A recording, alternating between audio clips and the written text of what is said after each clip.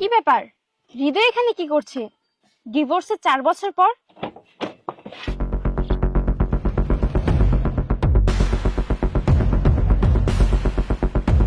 আরে হৃদয়, তুমি? আরে রাজিয়া, তুমি? হ্যাঁ আমি। ডিভোর্সের 4 বছর পর তোমার সাথে দেখা। এ কি অবস্থা তোমার? দেখো, তুমি ভালো করেই জানো আমার এই অবস্থার জন্য কে দায়ী। হৃদয়, আমি যা করেছি তার জন্য লজ্জিত। দেখো, এখন আর এসব কথা বলে কোনো লাভ নেই। তুমি লজ্জিত হলে তো আমার যা ক্ষতি হয়েছে সবকিছু ফেরত আসবে না, তাই না? তুমি এখান থেকে চলে যাও, আমি তোমার সাথে কথা বলতে চাই না। হৃদয় দেখো, তোমাকে এই অবস্থা দেখে তার থেকে বেশি কষ্ট হচ্ছে আমার। দয়া, দয়া দেখাচ্ছ আমাকে তুমি? দেখো, আমি ভালো করেই জানি আমার যা কিছু ক্ষতি হয়েছে সব শুধুমাত্র তোমার কারণে হয়েছে। আমি চাচ্ছি না যে তোমার সাথে কথা বলতে। তুমি এখান থেকে চলে যাও। হ্যাঁ আমি জানি, তোমার যা ক্ষতি হয়েছে সব আমার জন্য। সবকিছু ঠিক হয়ে যাবে। দেখো প্লিজ, আমি তোমাকে হাত জোর করে বলছি, আমাকে একা থাকতে দাও প্লিজ। তুমি তোমার মতো চলে যাও, আমাকে আর বিরক্ত করো না। যাও, তুমি যাও। শোনো, আমি তোমার কাছে হাত জোড় করছি, আর একটাবার সুযোগ দাও, আমার সাথে বাসায় চলো, তোমার সাথে কথা আছে, প্লিজ। এই শাকিল, দোকানটা দেখিস, আমি একটু পরে আসছি। চলো। চলো, আসো, তুমি এখানে বসো। এই নাও। আসলে হৃদয়, আমি না তোমার কাছ থেকে ডিভোর্সটা চাইনি। কি কি বললে তুমি? তুমি ডিভোর্স চাওনি? তুমি নিজেই তো স্বাক্ষর করেছিলে, আর আমার কাছ থেকে 50 লক্ষ টাকা নিয়েছিলে। তুমি জানো তোমাকে এই 50 লক্ষ টাকা দিতে গিয়ে আমি কত বড় ক্ষতিগ্রস্ত হয়েছি? আমার ছোটখাটো একটা ব্যবসা ছিল, সেটাও শেষ হয়ে গেছে।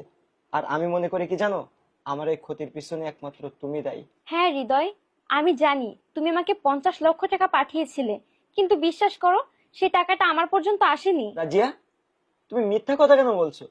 তুমি যদি আমার কাছ থেকে 50 লক্ষ টাকা নাই পেতে, তাহলে এই এত বড় বাড়ি, এত সুন্দর গাড়ি, এগুলো তুমি কোথায় পেলে? দেখো, আমি সত্য কথাই বলছি। এই যে বাড়ি আর ওই গাড়িটা, এর কোনো কিছুই আমার না। কি? হ্যাঁ, তুমি জানো, তোমার সাথে ডিভোর্স হওয়ার পরে আমি একটা দিনও ভালো থাকতে পারিনি। ওই যে বলে না, কর্মের ফল পেতে হয়। আর আমি তোমার সাথে বেইমানি করেছি না, তার শাস্তি এখন আমি পাচ্ছি। তোমার তো সবকিছু মনে আছে, আগে তোমার সাথে ছোটখাটো বিষয় নিয়ে আমার ঝামেলা লেগেই থাকতো, আর সেগুলো আমি আমার মার ভাইকে শেয়ার করতাম। আমাদের ঝগড়ার কথা শুনে আমার ভাই কি বলতো, বলতো হৃদয় একটা খারাপ ছেলে, তোকে ডিভোর্স দিয়ে দে, অনেক ভালো ছেলে তুই তোর জীবনে পাবি। শুধুমাত্র আমার ভাইয়ের কথা শুনে তোমাকে আমি ডিভোর্স দিয়ে দিচ্ছিলাম। বিশ্বাস করো, তখন আমার মাথায় কোনো কিছু কাজ করছিল না।